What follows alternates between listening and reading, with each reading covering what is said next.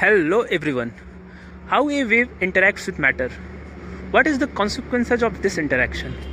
What's happened at electronic level during the wave matter interaction? What is the role of Lambert's law in this interaction? I, Dr. Nitesh, jaiswal, going to discuss all these things in this video, which is the part 2 of electronic spectra of transition metal complexes. In part 1, we have discussed why things appear colorful, what is the principle of complementary color, and the energy of wave, visible lights, and others. It is a very fundamental science that when a wave passes through a matter, it interacts with the matter and there is a change occur in electronic levels. First time in 1760, Lambert discussed the interaction of wave in solution. Lambert stated that the intensity of transmitted light is proportional to the intensity of incident light and the path length. And in that continuation, Beers in 1852 state the transmission of a incident light is proportional to the concentration and path length of the solution. In other words, the transmittance remain constant if the product of concentration and path length remain constant. Here you can see that transmittance proportional to the concentration and path length, and intensity of transmitted light proportional to the intensity of incident light and path length. I is intensity of transmitted light, I naught is intensity of incident light. Later on, these both law has been combined, and that is stated as Beer-Lambert's law, which give the absorbance and concentration path length relation. According to Beer-Lambert's law, the absorbance of a solution is proportional to the path length and concentration of the solution. That is, A is equal to epsilon LC, and that A is absorbance, and that absorbance is equal to log I naught upon I. I naught is intensity of incident light, original light, that is I naught, which is striking on the solution, and I is the transmitted light, which is transmitted after passing from the solution, and L is the path length of that solution. So how much light has been absorbed by the solution? That is equal to E is equal to epsilon LC. Epsilon is molar absorptivity. It is also known as molar extension coefficient. It is specific for every substance and matter. C is the concentration, L is the path length. Path length is generally described in centimeter, and A is absorbance. Absorbance is unitless and dimensionless quantity. Beer-Lambert's law has some limitation. This law is valid until the solution is homogeneous, the incident light is monochromatic, and there is no scattering when it passes through the solution, and the passing of incident light should be parallel. It passes through the solution parallelly, and solution should be homogeneous, and there should be no scattering when it's passed through the solution, and the light should be monochromatic. These are few points. When these points fulfill, then Beer-Lambert's law follow. A is equal to ELC. This Beer-Lambert's law is very important in spectrophotometer. In spectrophotometer, we obtain a spectra, and that spectra is the relation of absorbance versus wavelength. And sometimes this absorbance is replaced with molar absorptivity or molar extent coefficient. As you can see here, there is a relation, there is a graph, there is a spectra between epsilon and wave number. Wavelength can be converted to wave number. the absorbance is inversely related to transmittance. If the absorbance is high, transmittance will be low. It's mean if there is 100% transmission, then it means there is 0% absorption. Yeah. In other words, if there is 100% absorbance, then the transmittance will be 0.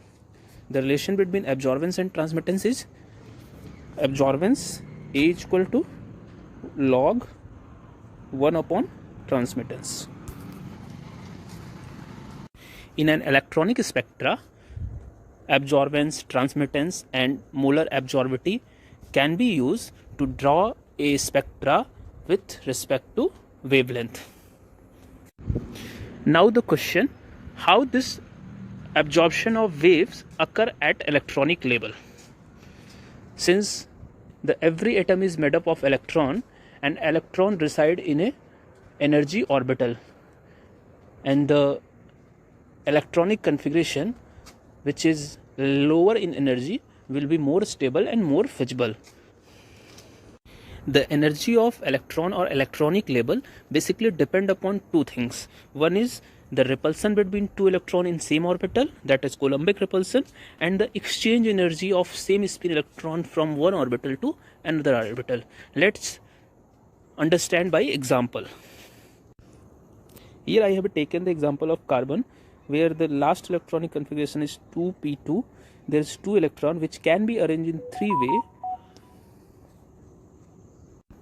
First is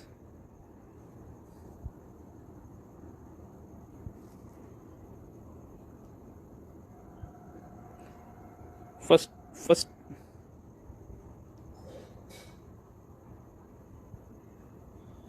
is like this way, where the both electron reside in same orbital in anti-parallel manner. Second is this way, where the both electron remains in separate orbital in anti-parallel manner.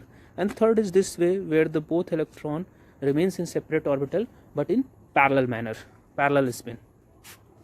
In these three, the third one is more stable configuration. The question, why? In first case, there is a Coulombic repulsion between two electrons because it is present in a same orbital. But in second case, there is two electrons present in different orbital, so there is less repulsion. It is more stable than first one. But in case of third, there is two electrons of same spin in two different orbitals, so their spin can be changed, means their orbital can be changed. Suppose this is first electron, this is second electron, so first second, and second can be go in first and first can be go in second.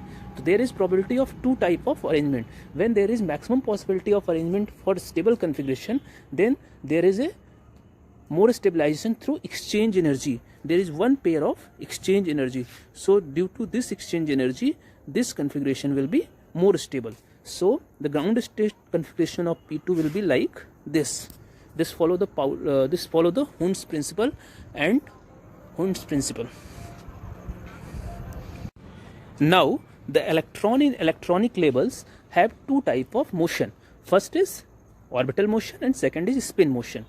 The orbital motion generates orbital angular momentum and the spin motion generates spin angular momentum, and these both momentum couple with each other, means interact with each other, and this type of interaction is called coupling, that is Russell-Sunderson coupling or LS coupling. This is Russell-Sunderson coupling or LS coupling. In other words, you can understand this by this way also, that the spin momentum generate a magnetic field, orbital momentum generate also a magnetic field, and these both magnetic field can interact, and this interaction is called coupling, and that interaction produces a state, another electronic label, and that label is called what? Microstate, and that is represented by a new quantum number.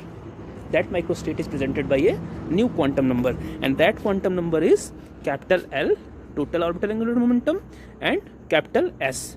Capital L is the summation of small l, angular momentum quantum number, and capital S is summation of a small l, spin angular quantum number.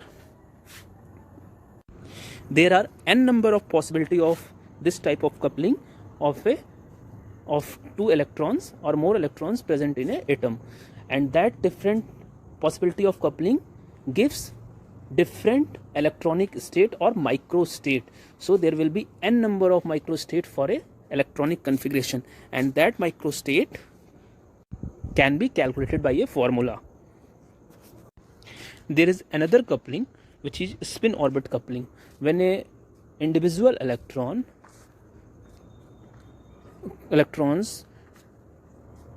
angular orbital angular momentum L and spin angular momentum S couple with each other, then that's called spin orbit coupling, and that's give a small j. There is a difference between LS coupling and spin orbit coupling. LS coupling is a capital L capital S coupling, and spin orbital coupling is small l small s coupling, which give small j, while LS coupling give capital J, that is total angular momentum quantum number j. So when L and S couple, then they give j, but when small l and small s couples, then that is called spin orbit coupling, that is small j. So there is a difference, never mix with each other. This coupling results in microstate and different electronic labels with different energy. For example, here for a P2 configuration, I have taken this is P2 configuration, where the possibility of electron in this manner 1 ampere. For this, the L value is +1 and 0 for second electron, and +1 by 2 and +1 by 2.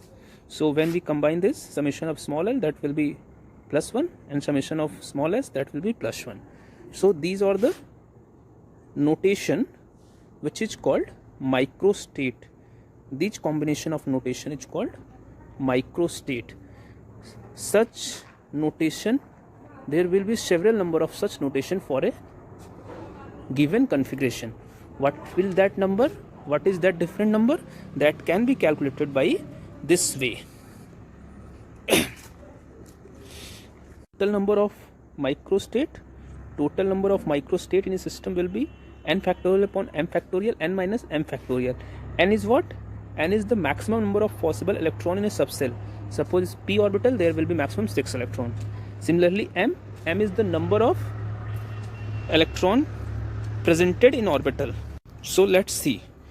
Suppose for P2 configuration, there will be maximum 6 electron in p orbital. So this is 6 factorial upon, there will be present 2 electrons. So m value is 2, 6 minus 2, this is 6 factorial upon 2 factorial into 4 factorial, that is solving, and that's give 15. So for a P2 configuration, there will be maximum number of microstate will be 15. It means there is a possibility of 15 type of interaction coupling which keep these interaction. You can see here this different type of possibility.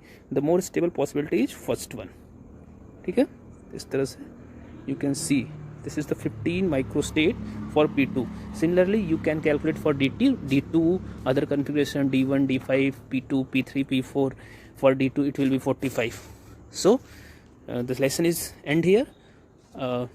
Next will be discussed in next video.